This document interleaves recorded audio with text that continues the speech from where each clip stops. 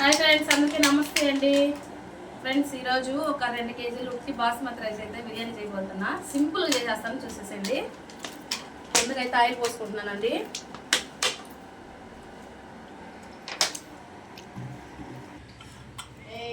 బిర్యానీ దినుసులు అండి,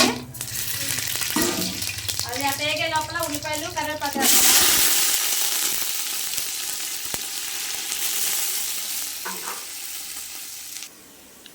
ఉల్లిపాయలు వేగిపోయాయండి. కొత్తిమీర పుదీనా వేస్తున్నా.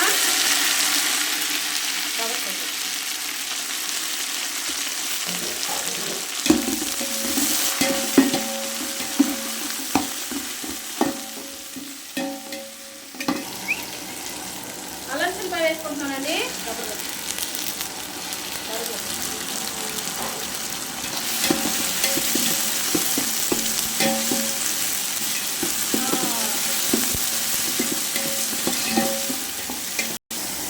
టమాటా వేస్తున్నానండి.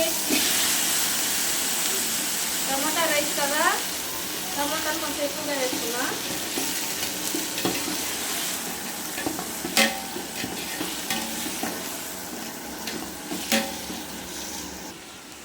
కొంచెం గరం మసాలా, లైట్గా కారం,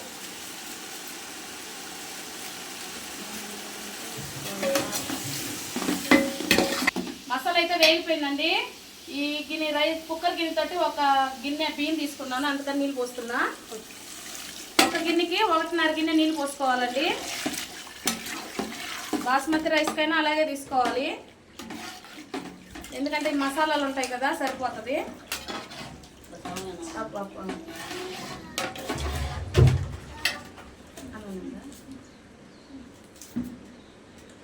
సగం పోస్తున్నా.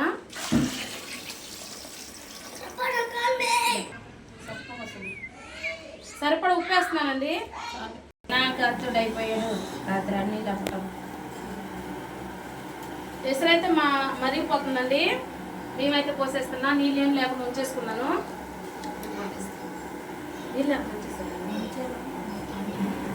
నీళ్ళు పడకుండా అయితే ఉంచేసుకుంటున్నానండి, ఎందుకంటే కరెక్ట్గా కొలత చేశాను కదా, అందుకని.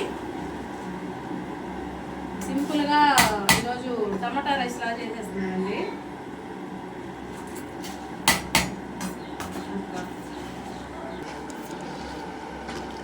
ఏమైతే వేసేసానండి. ఒక 10 నిమిషాలు మనం మూత పెట్టేస్తే అడిగిపోతుంది. ఉడుకు పడుతుందండి. ఇట్లాంటప్పుడు మనం 2 నిమ్మ చెక్కలు పిండుకుంటే అన్నం అనేది మనకు ఒదుగు వస్తుంది. పొడి పొడిగా, ఒకవేళ నీళ్ళు తక్కువైనా కూడా అన్నం కొంచెం పొడి పొడిగా అవుతుంది అనమాట, గుర్తు పెట్టుకోండి. ఇట్లా ఉడికేటప్పుడు పిండుకోవాలి నిమ్మకాయ. దీనివల్ల నీళ్ళు ఎక్కువైనా అన్నం కొంచెం పీసుగా వస్తుంది, అలాగే ఒదుగు కూడా వస్తుంది. ఒకసారి కలిపేద్దాం.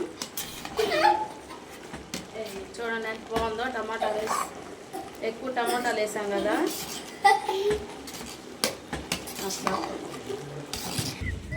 గ్యాస్ అయితే ఆపేస్తున్నానండి. అన్నం అయితే ఉడికిపోయింది. పిల్లలు అందరూ ఉన్నారండి, కొంచెం సందడిగా ఉంది, ఏమనుకోకండి, సౌండ్లు వస్తున్నాయి. అన్నం చూడండి ఎంత పొడి పొడిగా వచ్చిందో. నేను చెప్పిన కొలతగానే వేసుకుంటే అన్నం సూపర్గా వస్తుంది అనమాట. కనపడుతుందా?